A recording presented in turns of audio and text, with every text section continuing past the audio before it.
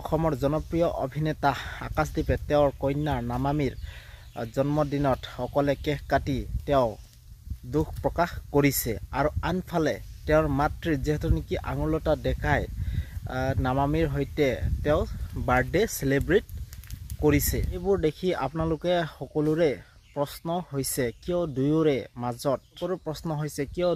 মাজত দুয়োৰে জীয়ৰী যিহেতু নেকি নামামীৰ সৈতে দুয়োৰে একেলগে তেওঁৰ বাৰ্থডে সেলিব্ৰেশ্যন দুয়ো একেলগে উদযাপন নকৰিলে। কিয় নামামীক আঙুলতা ডেকাই তেওঁৰ বাপেকৰ সৈতে অতৰাই ৰাখিছে, দূৰত ৰাখিছে কিয়? এই সকলো কথা জানিবলৈ আপোনালোকে মোৰ এই ভিডিঅ'টো চাই থাকক। এই কথা জানিবলৈ আপোনালোকে প্ৰথমৰ পৰা শেষলৈকে চাই থাকক।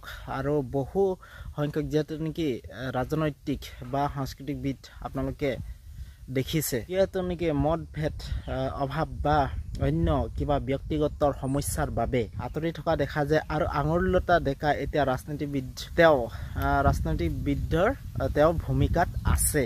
সেইবাবে তেওঁ গৃহ জীৱনৰ বাবে আঁতৰি থাকিব পাৰে। আৰু আকাশদ্বীপৰ নিজৰ অভিনয়ৰ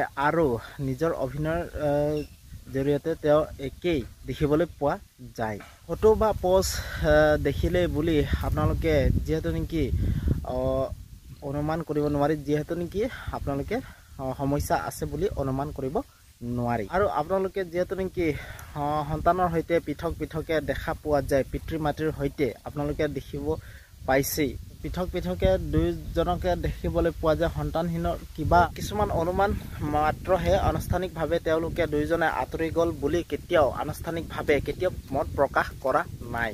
এইদৰে যিহেতু নেকি তেওঁলোকৰ দুয়োজনে পৃথক নাথাকি তেওঁলোকে দুয়োজনে মিলি থাকি সন্তানৰ সুশান্তিৰ বাবে তেওঁলোকে দুয়োজনে এই কথা ভাবক। সেইটো কাৰণে মই এই ভিডিঅ'টো বনাওঁ। ঠিক আছে, নতুন ভিডিঅ' আপোনালোক লগ পাম।